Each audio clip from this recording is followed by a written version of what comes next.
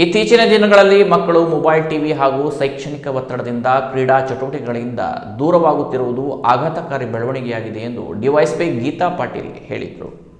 ಸಿರ್ಸಿ ನಗರದ ಜಯನಗರ ವಿಶ್ವಭಾರತಿ ಪ್ಲೇ ಸ್ಕೂಲ್ನ ಶಾಲಾ ಪ್ರಾರಂಭೋತ್ಸವ ನಿಮಿತ್ತ ಸೋಲಾರ್ ದೀಪಗಳನ್ನು ಉದ್ಘಾಟಿಸಿ ಮಾತನಾಡಿದ ಅವರು, ಒತ್ತಡರಹಿತ ಮತ್ತು ಸಂತೋಷದಾಯಕ ಜೀವನಕ್ಕಾಗಿ ಮಕ್ಕಳಿಗೆ ಮುಕ್ತವಾಗಿ ಆಟವಾಡುವ ಅವಕಾಶ ಕಲ್ಪಿಸಲಾಗುವುದು ಅಗತ್ಯವಾಗಿದೆ.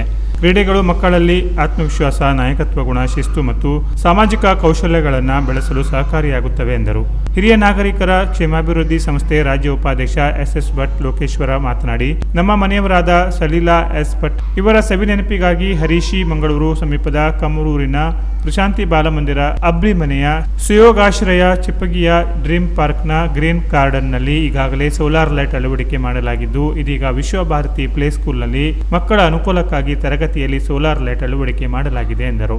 ಅಲ್ಲದೆ ಶಾಲೆಯಲ್ಲಿ ಪ್ರಾರಂಭಿಸಿದ ಮುದ್ದು ಕಂದಮ್ಮಗಳ ಜನ್ಮದಿನಾಚರಣೆ ಯೋಜನೆಗೆ 10,000 ರೂಪಾಯಿ ದೇಣಿಗೆಯ ಚೆಕ್ ಅನ್ನು ಶಾಲೆಯ ಅಧ್ಯಕ್ಷೆ ವೀಣಾ ಹೆಗಡೆ ಅವರಿಗೆ ಹಸ್ತಾಂತರಿಸಿದರು. ಈ ಸಂದರ್ಭದಲ್ಲಿ ತತ್ವನಿಷ್ಠ ಪತ್ರಿಕೆಯ ಪ್ರಧಾನ ಸಂಪಾದಕ ಪ್ರವೀಣ್ ಹೆಗಡೆ, ಎನ್ಎಂ ಹೆಗಡೆ, ಸ್ಕೋಡ್ವೇಸ್ ಸಂಸ್ಥೆಯ ಕಾರ್ಯದರ್ಶಿ ಸರಸ್ವತಿ ಎನ್ ರವಿ ಮತ್ತಿತರರು ಉಪಸ್ಥಿತರಿದ್ದರು. ಕಾರ್ಯಕ್ರಮವನ್ನು ಶಿಕ್ಷಕಿ ಸುವರ್ಣ ಹೆಗಡೆ ನಿರೂಪಿಸಿದರು. ಶಿಕ್ಷಕಿ ಶಾಲಿನಿ ಎಂ ವಂದಿಸಿದರು. Canara plus news, Sirsi.